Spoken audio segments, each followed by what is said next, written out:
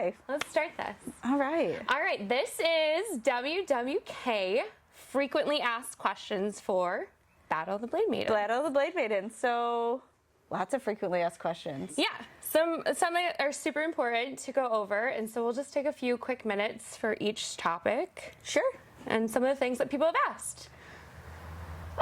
So, fees and prereqs. So let's start with prereqs, right? Like I think it's been blasted really heavy on social media. But in order to compete in Battle of Blade Maidens, you need to have four of your 6 throws in to compete.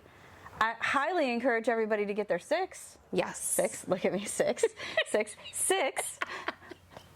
They're 6 in because they calculate it into your average for the season, right? So especially if you're throwing pretty good this year, or I mean, even if you're not, like just more practice. Just more practice and more opportunity to kind of average out like what your average score was for the year. So yeah, agreed, 100%.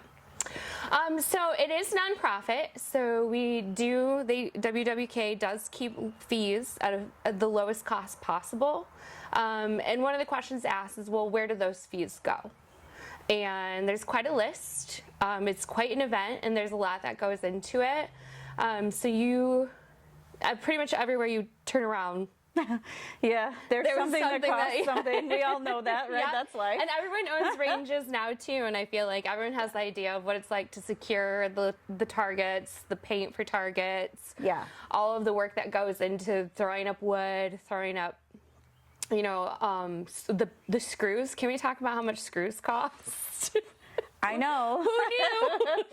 Oh man, yeah. And just like so much time too, like so much time that Tim and Dawn put in. Like I know that part of the registration form was like, do you want to donate anything to the Dawn and Tim fund here? Yeah. And really like so much work they put in just to making the range good for us. And they don't charge WWK like a rental fee for the property. They just host it on their property. So which is awesome. It is really cool. It's really cool. So that porta potties, awards, prizes, certificates, catering, water bottles, the decor for tables, bracelets, so everyone gets the bracelets. That helps run things smoothly. Some of the canopies, right, that we sit under to have dinner, and all the tables and chairs. Yep, so all of our fees go to that.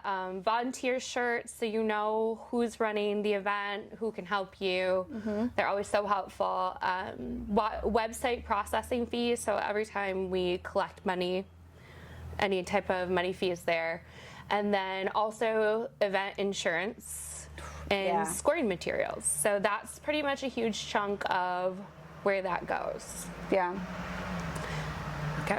Yeah. I mean, I know for certain that we spend more than we get from sponsors and registration fees and all of that in a given year. So it really is just. Yeah. And honestly, Chrissy, like, what do you think the average is for another throw, like a throw outside of the women's throw? This is by far one of the cheapest throws I think you can participate in, undoubtedly. Typical throws I think that we see are around $80. Up to 120 even? And up. Yeah. $80 and up. For most of us, I'd say a large majority of us are Michigan-based too, so traveling fees are, I feel, a lot lower as well. So yeah, for sure. This is definitely an accessible throw for women, and a lot of it is put on by nonprofits. So we're super lucky that it's very affordable and pretty much just done so a whole bunch of women can get together and throw.